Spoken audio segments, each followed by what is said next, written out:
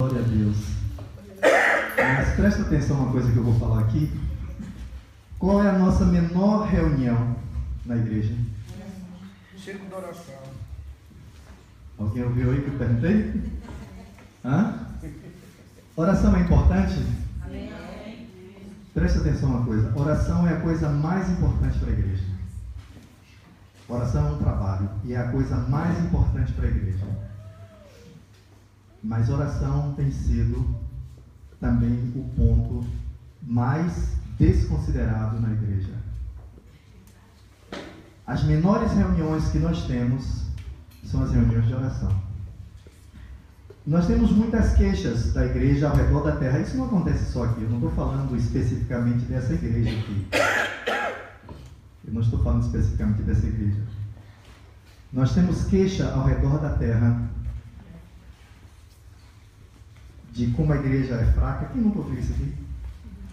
Não é? Meu Deus, como a igreja é fraca. Os pastores metem vergonha.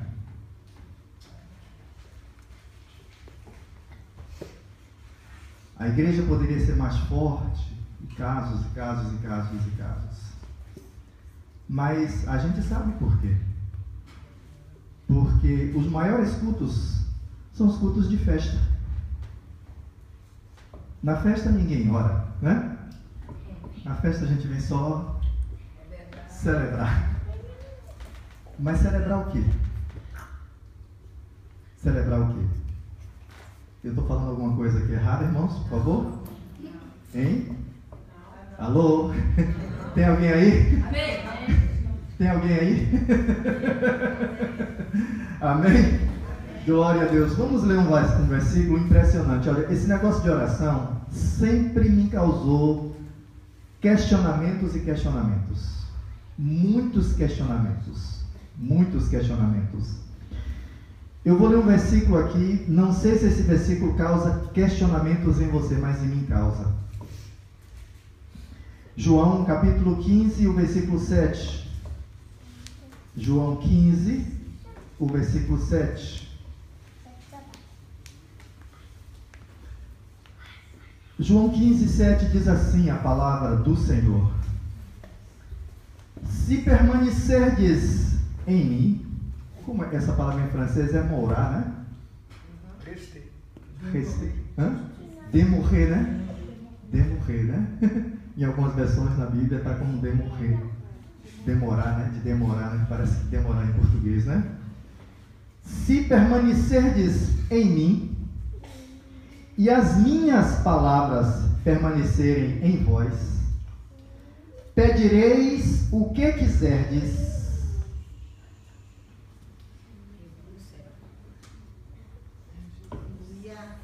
Amém. Glória a Deus. Pedireis o que quiserdes.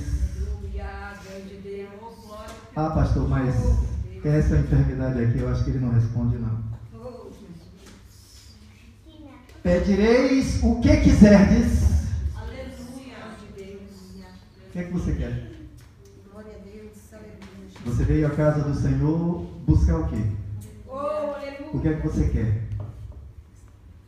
Será que a gente leva a sério esse negócio de oração? Pedireis o que quiserdes e vos será feito. Antes de eu começar a pregar, eu queria mostrar uma foto. Eu vi uma foto muito bonita. Não sei se Carol...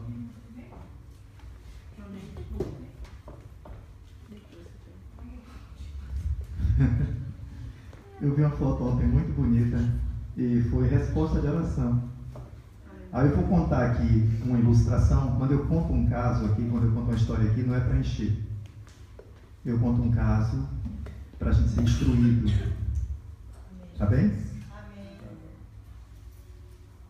Eu, desde novo convertido, eu me questionava muito sobre a oração.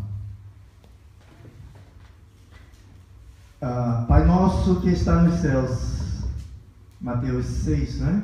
Versículo 9 por ali. Santificado seja o teu nome. Venha a nós o teu reino, seja feita a tua vontade. Presta atenção. Presta atenção. Seja feita a tua vontade. Para a vontade de Deus ser feita na terra, eu preciso orar para Deus fazer o que é a vontade dele de fazer? Dá para entender alguma coisa, irmãos? Dá para entender alguma coisa? Eu tenho que orar, a Bíblia me diz realmente, nós temos que orar de acordo à vontade de Deus, porque inclusive é isso que esse versículo está falando aqui. Se vós demorar em mim. Sabe por que demorar? Eu vou usar essa expressão aqui, demorar. Porque permanecer é demorar, né? Menina, eu permaneci ali por quase 3 horas e tu não chegou. Né? Demorou. Tem gente que vem na igreja como quem faz uma visita de médico. Frequenta 3 cultos, se a bênção não chegou, cai fora. Eu acho que aquela igreja de lá, ela vai sair mais rápido. O pão ali daquela padaria sai bem mais rápido. Não demora. Mas permanecer, eu falei aqui sobre pastor. Pastor em teto significa aquele que espera as ovelhas. Ou seja, espera as ovelhas comerem. O nome de pastor em teto, na linguagem do Timor, é rei bibi. Bibi é ovelha. Rei é esperar. Espera ovelhas. A gente está tão atarefado, atarantado e apressado que a gente não espera. A gente não espera. Acho que Carol não conseguiu. Eu tinha, foi no ano, creio que 96, no ano de 96, eu viajei, eu e minha família, viajei com uma irmã minha, aquela que esteve aqui, para Alagoas, para a casa de uma outra irmã minha, pois ela morou um tempo em Alagoas. E na última noite que eu dormi na casa dessa minha irmã, o Senhor me deu uma visão na madrugada enquanto eu orava. E a visão que Ele me deu foi sobre o meu carro. Não era um carro 0 km, mas era um carro novo. Era um carro novo. E Ele me deu uma visão sobre o meu carro na minha viagem de volta para Salvador. Aliás, eu estava morando na Feira de Santana, para a Feira de Santana. E ele me mostrou o carro quebrando no meio do caminho. Pode mostrar. Caiu bem em cima do nome do negócio. Vocês conhecem aí esse varão? Hein? Ele sempre foi apaixonado por criança, né? Eu achei muito bonita essa foto. Sabe quem é esse? É o Samuel que já nasceu. Amém? Samuel é resposta de oração. Samuel é resposta de oração. Pode tirar, Carol. Só para falar, só para comunicar a vocês que o Samuel já nasceu, tá certo? E Deus me mostrou o carro quebrando no caminho. E o carro não ia para lugar nenhum. E ficava ali parado. E eu levava o carro até a oficina. E eu via na hora que o mecânico tirava uma peça do carro. E ele saía arrastando aquela peça. Assim, levando, carregando. E a peça fazia um fio de óleo sair derramando assim pelo chão. E eu disse: Senhor, eu estou no sertão. Se esse carro quebrar no meio do caminho, o que é que eu vou fazer? Carol e Rebeca eram pequenas, 4 anos de idade, ou menos. Era maior? Não me lembro exatamente que idade tinha, mas eu sei que eram pequenas. E eu disse: se esse carro quebra, quem já viajou pelo sertão do Brasil aqui? Você não acha um posto de combustível, você não acha um restaurante, você não acha nem casa, você não acha nada. Você só vê o quê? Só seca, deserto, sol e poeira. Tá? E garrancho de mato seco. E eu disse: Senhor, se esse carro quebra no meio do caminho, o que é que eu posso fazer? Olha, presta atenção uma coisa. Deus já estava sabendo que o carro ia quebrar. E me mostrou. No que ele me mostrou, você sabe que tem crente que Deus mostra coisa, fala coisa e ele não sabe que tem que orar? Tem crente que é assim: ah, pastor, só tenho, como é que chama? O impulso de vir falar para o pastor: ah, Deus me mostrou, Deus me mostrou. Aí eu pergunto assim: e você orou? Ah, não orei não. não. Mas se Deus mostrou, meu irmão, minha irmã, camarada, mostrou para você orar, é porque a gente não entende o significado de oração. A gente não compreende, então a gente acha que bonitinho, Deus me mostrou. Não é, o negócio não é esse. Nós vamos ver pela palavra, não é isso. Aí quando ele me mostrou isso, eu fui em oração. Aí eu disse: Senhor, eu sei que Tu és poderoso para evitar este carro quebrar no caminho. É ou não é, gente? É. Ele é poderoso. Mas, se esse carro tem que quebrar, eu te peço algumas coisas. Que ele quebre em um lugar onde eu possa deixar minhas crianças, encontrar socorro e consertar o carro. Pense, eu saí de Alagoas quando estava já começando a entrar nesse lugar de zona seca que eu estou falando, o carro travou. Não foi eu que botei o defeito, não. Quebrou o carro. Não foi eu que quebrei para dizer que cumpriu o sonho, não. O carro quebrou. Vocês acreditam que Deus fala, gente? Amém. Aqui tem crente?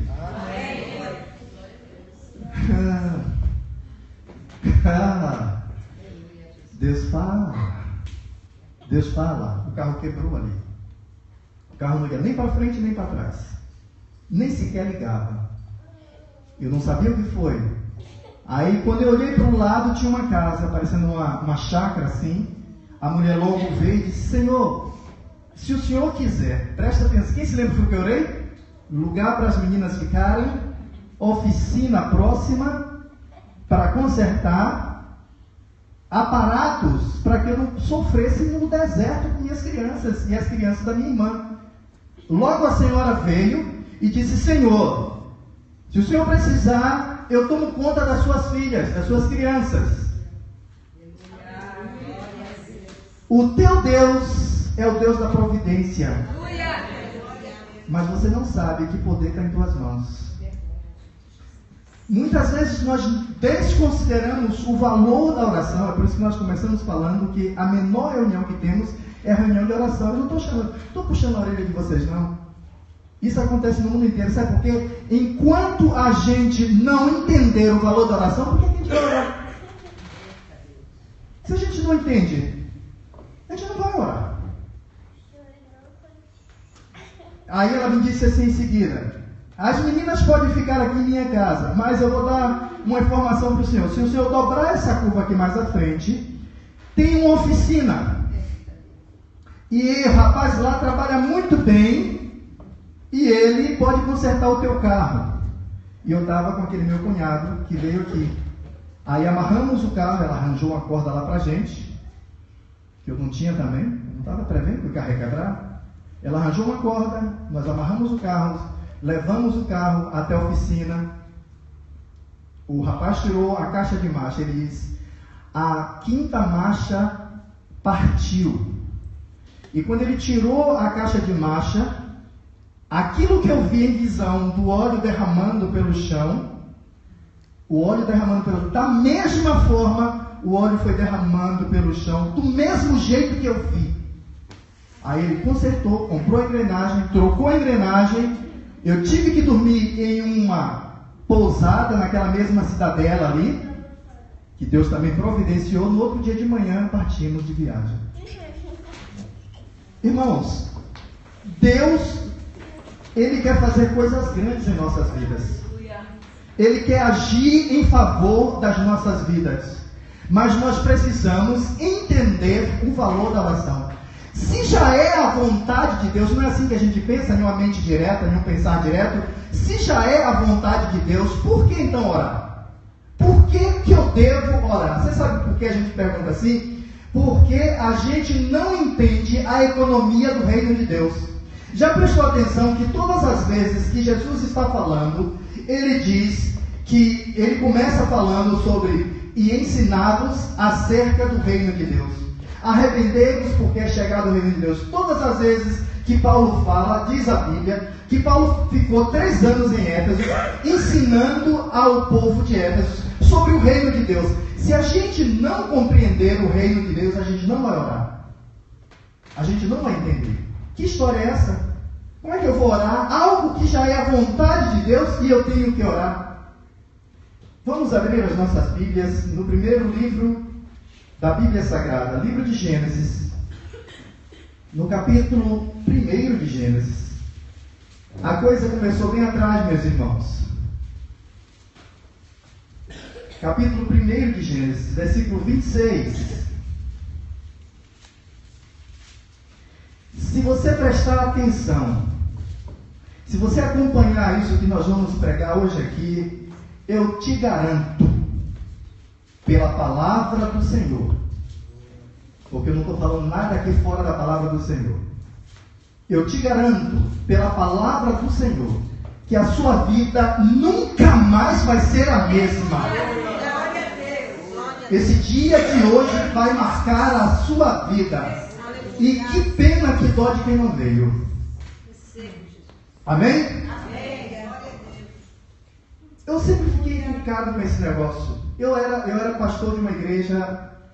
Foi a primeira igreja que eu tomei conta. Eu vou voltar ali em Gênesis. Foi a primeira igreja que eu tomei conta. Quando eu tomei conta dessa igreja, nem presbítero eu era. Eu era cooperador na igreja. Eu nunca fui nem presbítero. Eu nunca fui nem diácono, nem nunca fui evangelista. A minha primeira consagração foi a presbitério e a minha segunda consagração foi ao pastorado. Então, eu não queria esse negócio de ministério. Eu dizia, Senhor, tem muita coisa que eu não consigo compreender. E eu me lembro que Deus, eu costumo dizer, pisou em meu pescoço para que eu aceitasse o ministério. E o pastor me colocou à frente de uma igreja. A igreja prosperou. E ele disse para mim, olha, você está vendo? Você não pode fugir. Você foi chamado para esse serviço. Você tem que aceitar. E eu me lembro que eu preguei uma mensagem nessa igreja, isso foi em 97. Em 97. Deus trabalha em parceria com os homens. John Wesley, quem já ouviu falar aqui de John Wesley? John Wesley, um grande avivalista, um homem de Deus que marcou a história da igreja. Ele dizia, parece-me que o homem não pode fazer nada sem Deus, e que também Deus não fará nada sem os homens. Isso é um mistério. Vocês estão entendendo? Estão me acompanhando? Parece-me que o homem não fará nada sem Deus, e que também Deus não fará nada sem os homens. Isso é mistério. Isso é mistério profundo. A gente nunca descobriu isso. É por isso que a gente não ora. E eu me incluo aí. Gênesis, capítulo 1, versículo 26. Também disse Deus, façamos o homem a nossa imagem. Olha, você foi criado à imagem de Deus, conforme a nossa semelhança. Tenha ele. Alguém leu aí? Tenha ele. Eu nunca dominei nem minha casa. Por que eu vou ter domínio? Complexo de inferioridade. Você sabe que parece que as pessoas... Você sabe que as pessoas que mais têm complexo... Eu não vou falar isso aqui, não vou falar. Eu vou contar um caso então para falar isso, tá certo? Quando eu trabalhei em Aineu, lá no Timor-Leste, nós implantamos uma escola para os menores carentes, os meninos pobres. O pessoal da igreja eram os mais sujos, os mais pobres, os mais feridentozinhos. Dina sabe do que eu estou falando. Eu sei que era uma cidade pobre, de muita pobreza, de muita miséria, mas os alunos precisou Dina fazer reuniões e reuniões, instruir e instruir os pais. Luta, labuta, cuida do teu filho, manda ele mais apresentável. Parece que a gente tem um complexo de inferioridade. Mas não é para sobrepor o irmão. Não é isso que eu estou falando. Deus entregou para mim e para você domínio. Tem a Ele o quê? Domínio sobre os peixes do mar, sobre as aves do céu, sobre os animais domésticos e sobre toda a terra e sobre todos os répteis que rasquejam pela terra. Domínio sobre toda a terra. Salmo 115 diz: Deus, os céus pertencem ao Senhor nosso Deus, mas a terra Ele entregou aos filhos dos homens. Quando Deus criou o homem, presta bem atenção a isso. No Éden, Ele criou o homem. Inicialmente, a palavra para homem, eu falei aqui a semana passada, duas palavras em hebraico para criação. A primeira é bara, que é criar do nada. A segunda é yasser, que é criar de alguma coisa que já existe. Então o homem foi criado do nada e também foi criado de alguma coisa que já existe. Tá certo? O nada, que é o invisível. Paulo diz primeiro o espiritual, depois o material. Primeiro o que é espiritual, depois o que é material. A primeira palavra pela qual Deus chama o homem é Ish. Deus criou o Ish. Aqui ele está criando na palavra Bará, que é criar do nada, do próprio espírito, daquilo que não é matéria, daquilo que você não vê, daquilo que é invisível. Quem já viu Deus? Jesus passava na cara do judeu todo o tempo: vocês nunca viram a Deus, mas eu já vi. Eu sei quem é Deus. Então ele criou a mim e a você do nada, mas também ele criou, além do Ish, que é o homem que ele tirou do próprio espírito, que ele formou o homem, ele colocou este homem pelo seu sopro dentro de Adamar. Adamar significa aquilo que é vermelho, ou seja, tirado do pó da terra. Por isso que a Bíblia diz: o espírito volta para Deus que o deu, mas o corpo vai para onde? Vai para o pó, vai para a terra de onde veio. Eu e você, nós viemos de Deus, do seu espírito, do seu fôlego. É por isso que a gente não entende porque, a gente canta tão vazio esse negócio que a gente não entende, a gente não compreende. A gente acha que a gente é só isso aqui, essa matéria. Você tem um corpo, mas você é espírito. Você é espírito. É por isso que Deus te dá valor. É por isso que Ele tem ciúme de você. Porque é o que Ele tem de precioso que Ele colocou em você. Você foi criado à imagem de Deus, à semelhança de Deus. Você foi criado. Deus tem motivo para te amar? Tem motivo para te amar.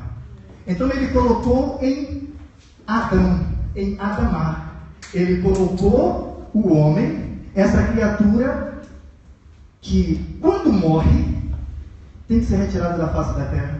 Quem já encontrou um fantasma por aí? Quem já encontrou um fantasma? Alguém já encontrou um fantasma? Se você encontrar um fantasma, alguém que já morreu, e você olhar aquele fantasma, o que é que vai acontecer com você? Ei, esse negócio está errado. É ou não é? Isso não existe. Isso é uma aberração. O diabo, Satanás, na terra, ele é uma aberração. Porque a terra, o domínio da terra foi dado para quem? Para o homem. A gente não entende a encarnação, o Natal, por isso.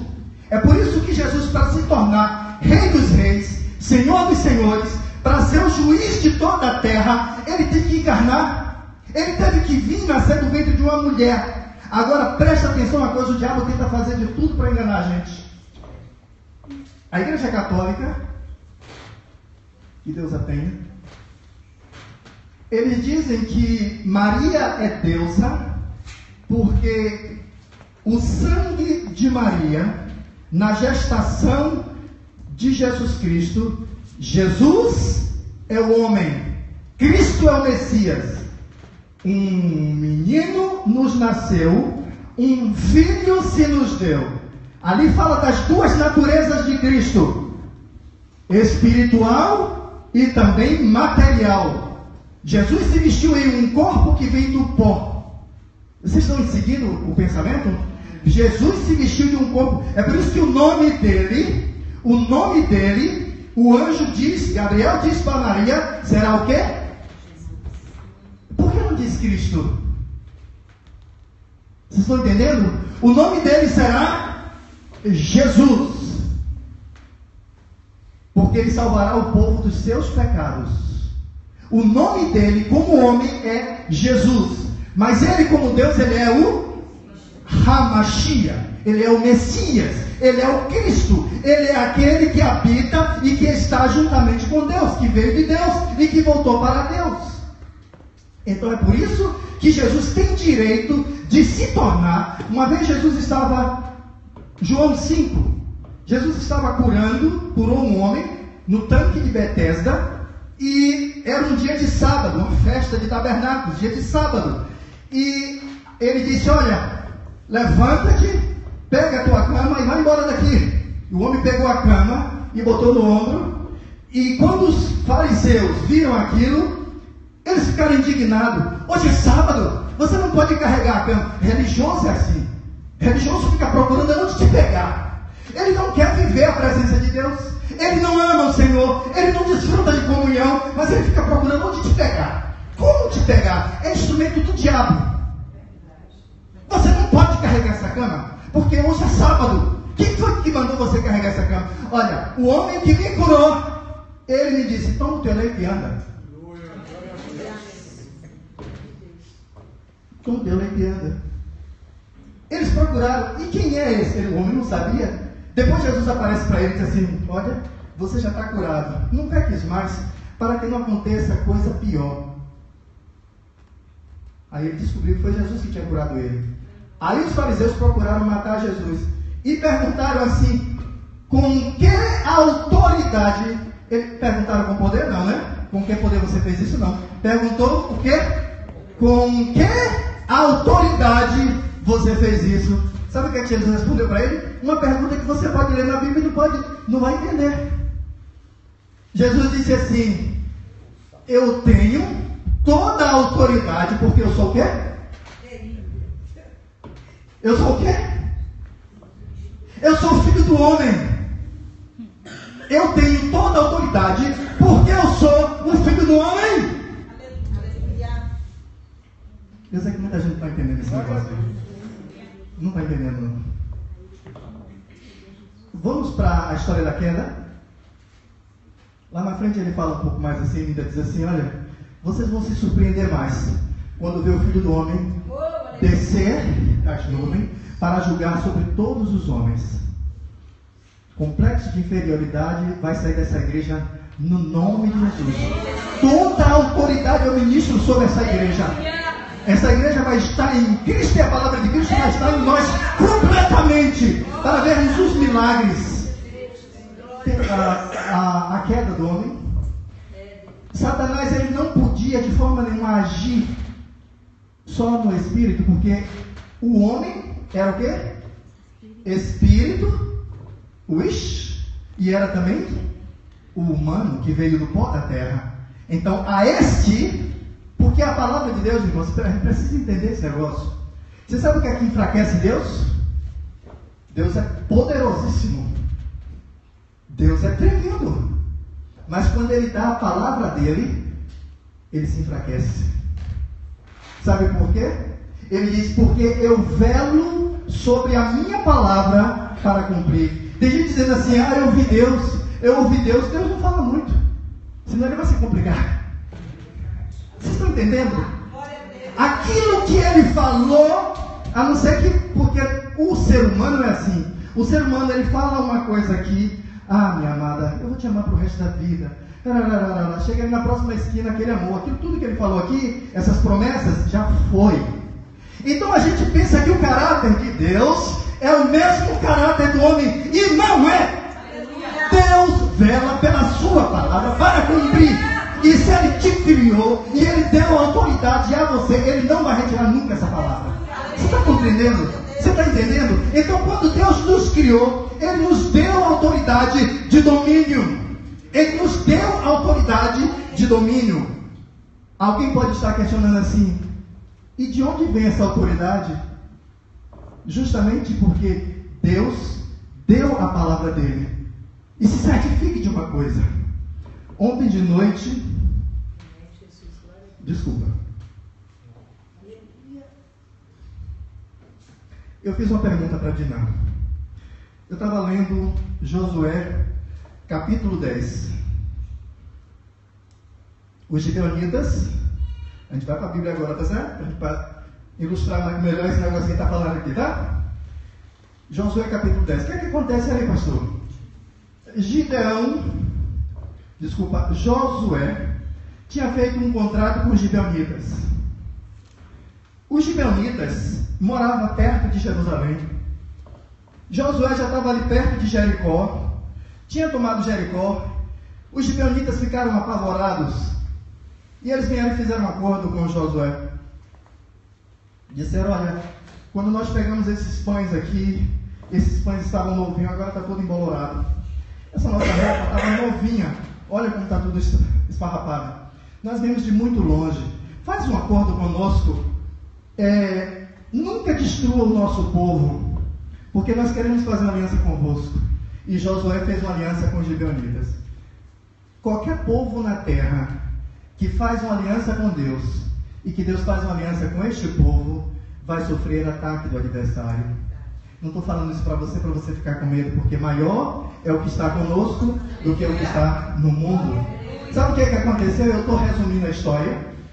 Quando Josué terminou de vencer, e ele entrou na região, atravessando o rio, juntaram-se 5 reis, e disseram, olha, os gibeonitas se uniram aos filhos de Israel, vamos nos reunir e acabar com a raça deles.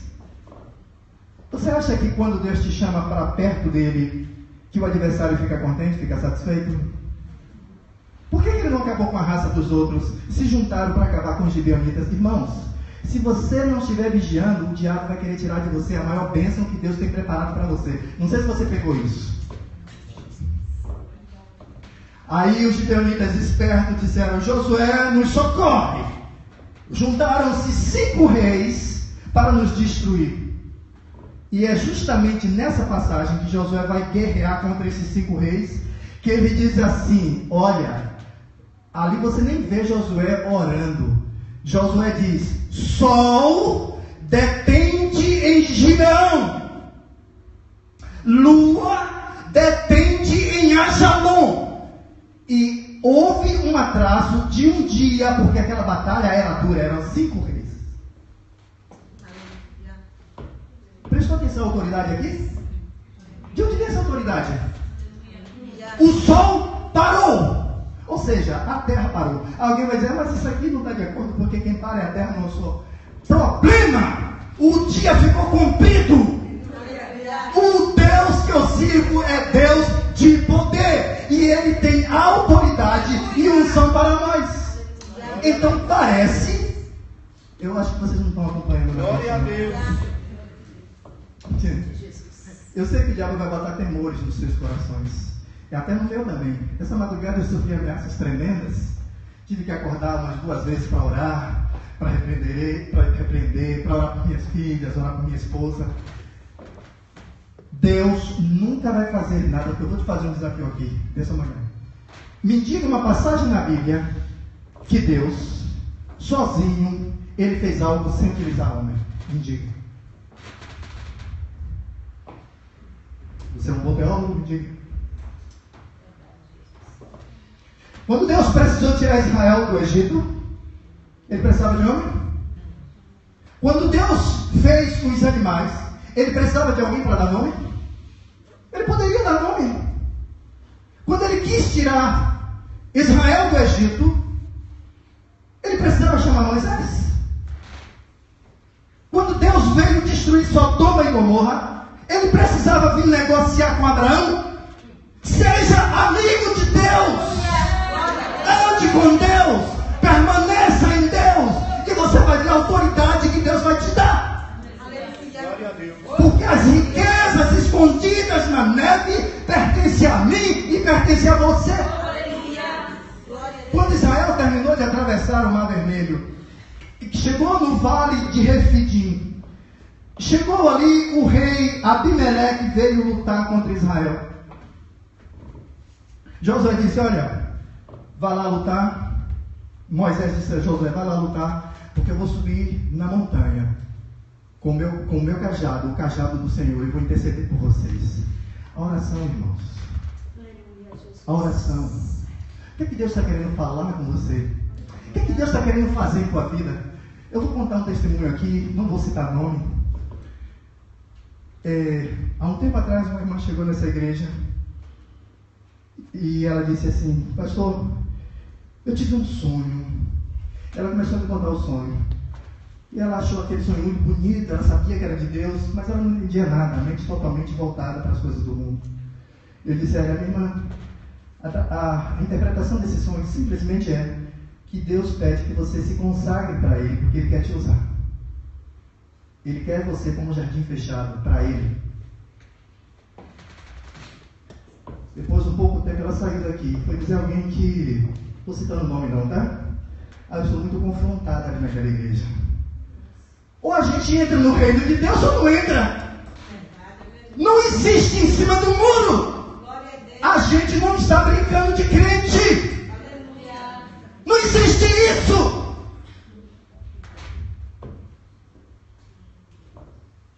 Ah, mas eu oro, Deus não responde minhas orações. Já orou quantas vezes? Já orei 10 vezes sobre isso. Continua orando. A Bíblia diz: orai sem cessar. Orai em todo o tempo. Jesus deu várias ilustrações. Orem sempre. Orem sempre. Se você acha que você já está orando muito, saiba, você está orando muito pouco. Não é muito, você está orando muito pouco. Porque quem ora muito, sabe que ainda está orando pouco.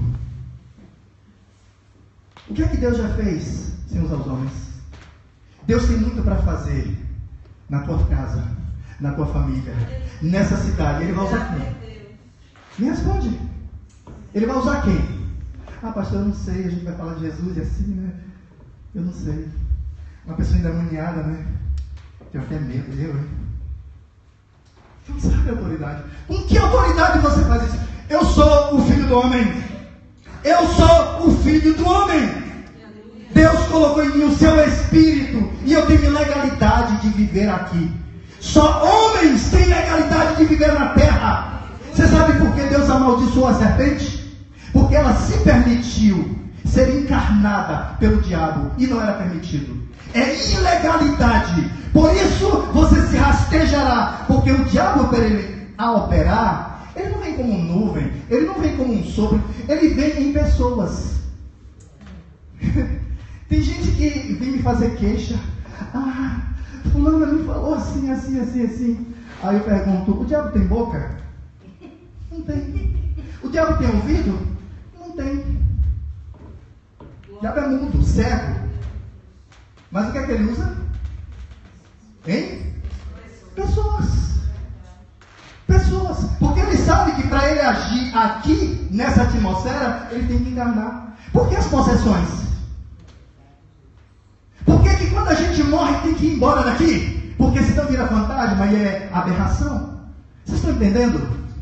Vocês estão entendendo a autoridade e a oportunidade que você tem de fazer algo para Deus enquanto você é homem e mulher nessa terra? Vocês compreenderam?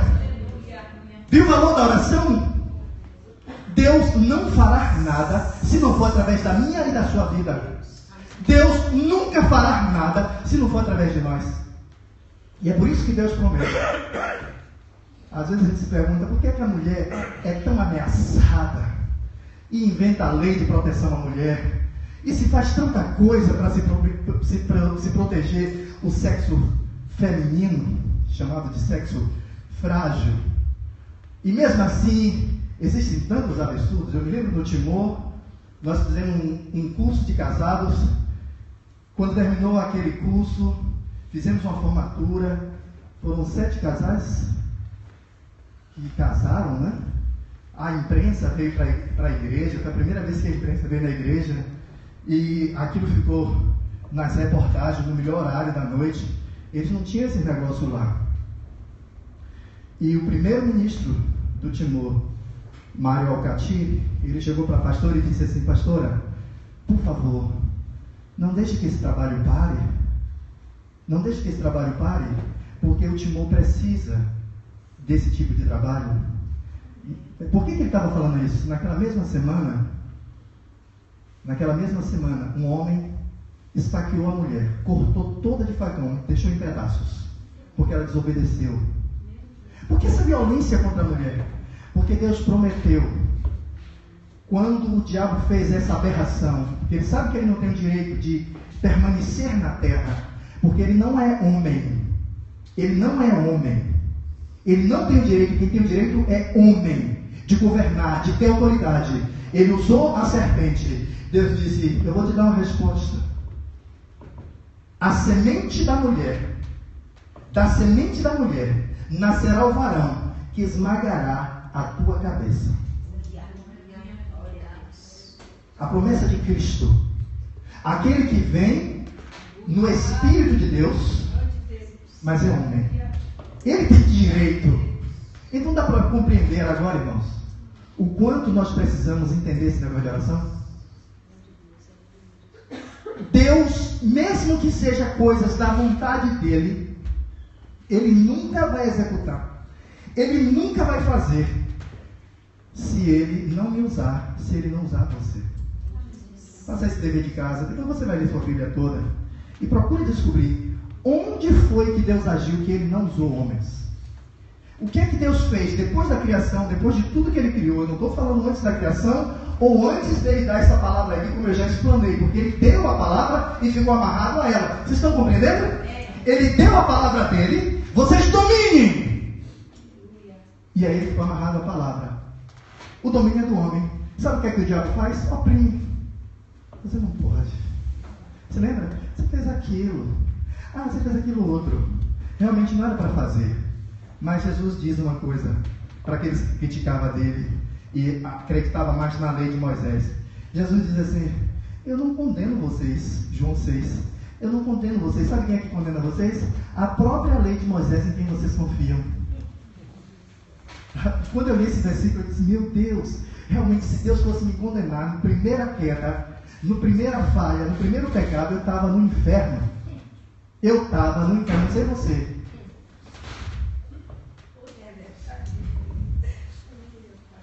A Bíblia diz que todos pecaram e destituídos estão da glória de Deus. Todos, não tem ninguém, não escapa ninguém. Todos pecaram. Ainda Paulo diz: porque Deus encerrou a todos debaixo do pecado para usar de misericórdia para com todos. Enquanto Deus não agir em nossas vidas, enquanto Ele não nos esclarecer que Ele perdoa as nossas impiedades, que Ele sara as nossas feridas, que Ele cura-nos de toda enfermidade, que é Ele que vai à frente de nós e que tem nos dado autoridade, nós vamos viver vidas medíocres. Corremos de igreja para igreja, de pastor para pastor, porque a nossa fé não está na palavra que Ele nos deu. Talvez aquele pastor, ele tenha uma revelação com relação a mim. Eu falei aqui essa semana, por que Deus só dava o pão de cada dia? Porque você tem que permanecer nele, você tem que andar com Ele, você tem que estar nele diariamente. Para terminar, teve uma irmã que a gente fez contato, a outra falou para a gente, e ela disse assim: eu estou vivendo uma fase tão boa da minha vida, que eu não preciso ir na igreja. Ela veio, recebeu a bênção, agora que está vivendo a fase boa, se você tem uma firma, o reino dos céus é uma firma. Se você tem uma firma, o trabalhador vem um dia no mês e some. Você paga o salário dele no final do mês? Me diga. Ele não trabalhou, ele não tem direito. E o nosso Deus é justo. Permanece nele. Permanece nele. Permanece nele. Se vocês permanecerem em mim e as minhas palavras permanecerem em vós, pedireis tudo o que quiseres. Tudo o que quiseres, e vos será feito. Eu quero orar por você. Eu quero orar por você nessa manhã. Eu sei, Pai, o Senhor tem muitos segredos. O Senhor tem muitas riquezas para nos revelar. A tua mão bendita é sobre nós. O Senhor tem muito o que fazer sobre a face da terra. E o Senhor quer fazer em cooperação conosco. Por isso, ó Pai, no nome de Jesus, por aquilo que o Senhor Jesus já fez na cruz do Calvário, por Ele ter nascido como homem e habitado entre nós como Deus, ou por Ele ter sofrido o castigo que nos traz a paz, por tudo que o Senhor fizeste, derramando sobre nós o Teu Espírito Santo, vem sobre as nossas vidas. Sim, porque o Senhor conta conosco.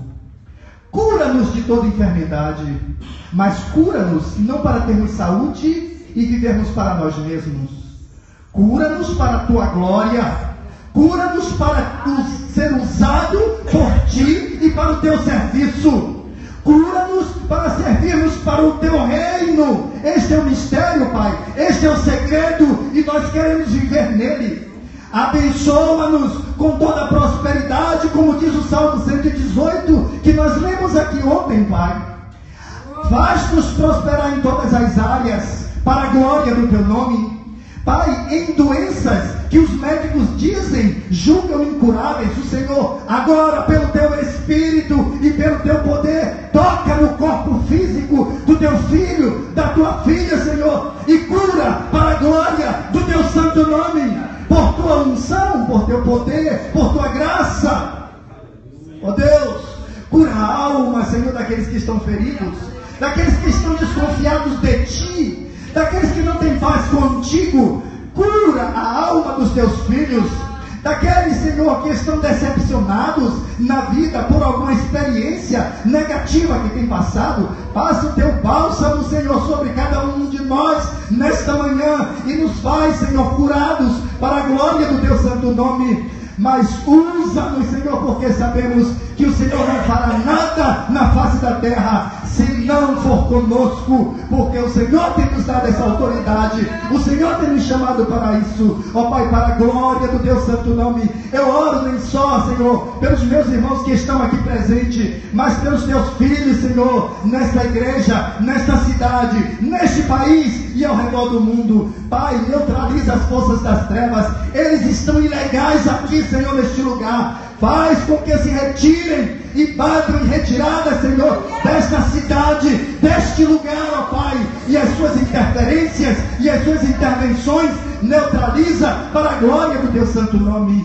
Pai, cuida das famílias, cuida dos lares, cuida dos filhos, ó Pai, para que não pereçam, para que não caiam, Senhor. Ó Deus, nós clamamos por Tua ajuda, nós clamamos por Ti, ó Pai, e assim declaramos a palavra, ó Pai, da bênção, da cura e do favor do Senhor sobre as nossas vidas, tudo para a glória do nome de Jesus. Aleluia. Amém. Glória a Deus. Aleluia. Dá uma glória a Deus bem forte. Aleluia.